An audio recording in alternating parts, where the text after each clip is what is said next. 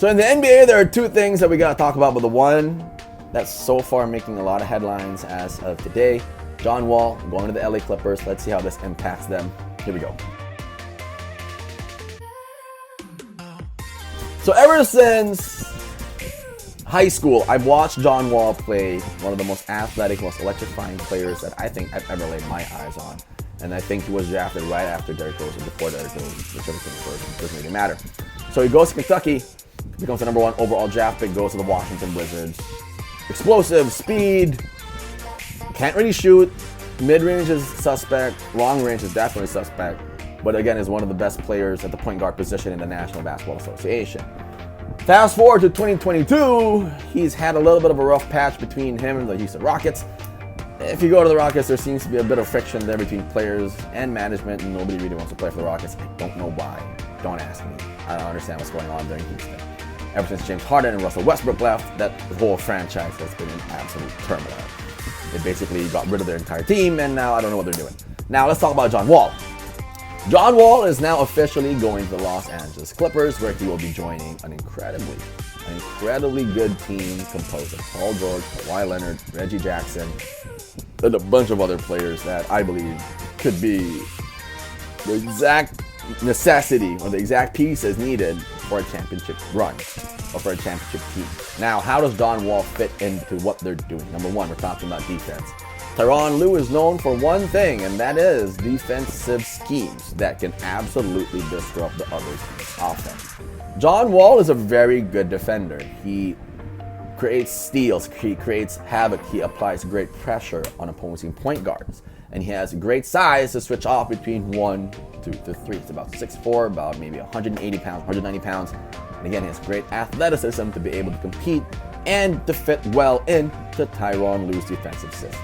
Number two, let's talk about scoring. John Wall can score in transition. There's absolutely no question with regard to that.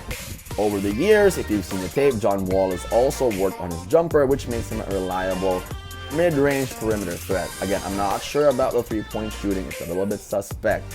But again, when you're talking about a certain aspect of John Wall's game, one that's become more reliable over the years is his mid-range shot and his perimeter shot as well. Between Kawhi Leonard and Paul George, John Wall, he can fit right in if he's making his perimeter jump shots and if he's getting out in transition, getting easy buckets for himself and for his teammates as well.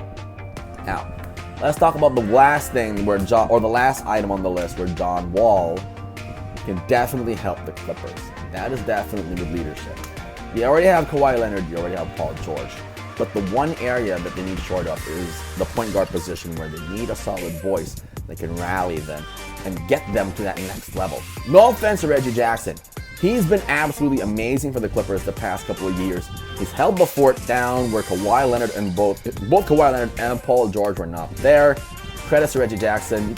You'll probably see him slide over to the 2, which is not bad, because then you can go Leonard, George, Jackson, Wall, and a 5 with Zubac. That's a pretty good 5, because Kawhi Leonard is probably one of the most agile and the most versatile defenders the NBA has ever seen. So let's talk about John Wall again. They need this kind of leadership, a glue guy that kind of puts it all together for this team. I believe John Wall sort of binds them together, is that glue guy that tells everybody, okay, this is what we got to do, this is how we're going to overcome it. And he also has that level of composure. You got to remember, John Wall has been in the playoffs a lot in his career. He's also made big shots in the playoffs. Have the Wizards gotten over the hump? Not necessarily, but again, you're bringing a guy into a program with a bunch of superstars that are primed and are just itching to get to the NBA Finals and get to the back of the Western Conference Finals where they were a year ago. Obviously, where they were about a year ago in the 2021 NBA playoffs, where they lost to the Phoenix Suns, had they had more help, had they had Kawhi Leonard, and maybe a John Wall, who knows what could have happened, because it was all Paul George and Reggie Jackson. Now they have an asset, a stabilizing one of that, should anything happen to any one of their 2 other superstars. John Wall to the LA Clippers. It is an exciting time to be an LA Clipper fan. I applaud this deal. John Wall, I'm so excited to see him back out in the court. Now, follow us here on Grind Time Sports. Subscribe to our channel. We got a lot more fun basketball content for you. Check out all our videos down low. This has been Jaff for GT Sports. I'll see you in the next one.